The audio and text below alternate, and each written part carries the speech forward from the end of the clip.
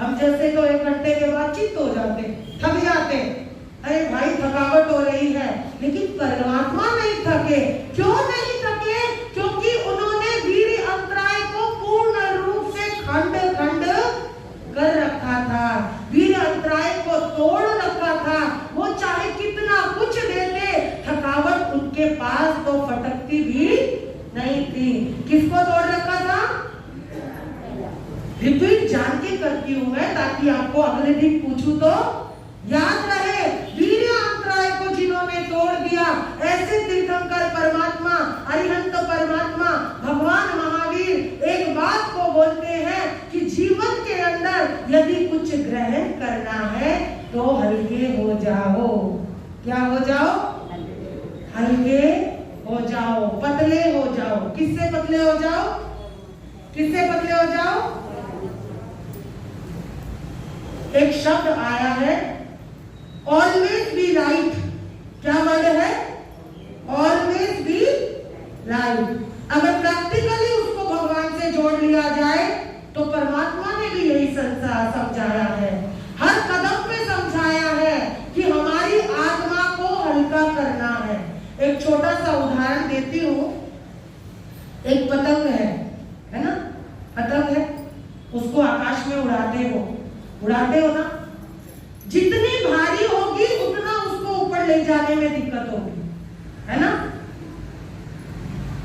जितनी भारी होगी उतनी उड़ाने में मुश्किल होगी, और जितनी हल्की होगी उतनी आराम से चली जाएगी। सारे त्योहार आते हैं ना, आपके यहाँ कब उड़ाते हैं पतंग? मुझे नहीं पता, संक्रांति पे, और उधर तो 26 जनवरी के आसपास उड़ाते हैं। तो एक चीज महसूस करें, सारे त्योहारों में हम एक दूसरे को देखते हैं। राखी पर भी नीचे नजर रहती है, दिवाली पर भी नीचे नजर रहती है, लेकिन जब संक्रांति आती है तो ऊपर नजर रहती है। संक्रांति आती है तो ऊपर नजर रहती है। अभी तो मैं कहती हूँ 40% भी नहीं उड़ाते होंगे पतंगे, लेकिन जब हम छोटे छोटे थे ना, आकाश पतंगों से ढका रहता था।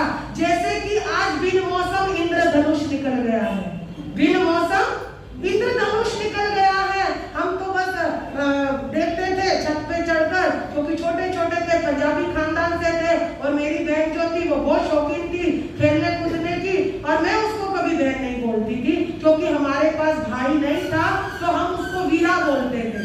क्या बोलते थे?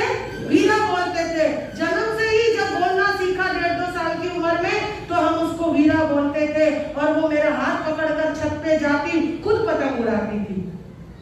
तो ऐसा हमारा दोनों बहनों का बहुत अद्भुत प्रेम था। कभी समय मिलेगा तो बताऊंगी। लेकिन वो पतंग जो होती है वो ये शिक्षा देती है कि जितने हल्के हो जाओगे उतने ऊपर जाओगे। और भगवान ने भी यही बोला है कि आत्मा को हलुकर्मी बनाओ, आत्मा को हलुकर्मी बनाओ, कर्मों से पतला करो। एक तुम्बे का उदाहरण आप हमेशा सुनते हो कि एक बच्चे आए हैं, युवक आए हैं, एक तुम्बा होता है, उसके ऊपर हम 1 मिट्टी का लेप कर देते हैं, फिर 2 मिट्टी का लेप कर देते हैं, 3 मिट्टी का लेप कर देते हैं। ऐसे करके हम 8 मिट्टी के लेप उसके ऊपर करके देखना, फिर उसको पानी में छोड़ देना सुखा के, वो सीधा नीचे जाके सतह में बैठ जाएगी। रश्मि, नींद तो नहीं आ रही? वो नीचे जाकर बैठ जाएगी, लेकिन जैसे जैसे मिट्टी की परत उतरनी शुरू हो जाएगी वो ऊपर आ जाएगी। तो परमात्मा ऐसे ही कहते हैं, ये 8 कर्म है, ये प्रैक्टिकली हमारे 8 रोग हैं। यदि मैं बच्चों को बताऊं तो ये 8 रोग हैं जो हमें आगे नहीं बढ़ने देते। बहुत बार लगता है कि हमको याद नहीं हो रहा, याद नहीं हो रहा, इसीलिए हम उनको समझाते हैं कि छोटी छोटी छोटी छोटी धार्मिक क्रियाओं से भी हम अपनी अंतराय को तोड़ लेते हैं। तो कहा कि ऑलवेज बी लाइट, यानी कि हल्के हो जाओ। कैसे हल्के हो जाओ? कि जैसे परमात्मा महावीर अशुभ कर्मों को तोड़कर शुभ कर्मों में प्रवृत्त होकर केवल ज्ञानी, केवल दर्शी होकर मोक्ष की तरफ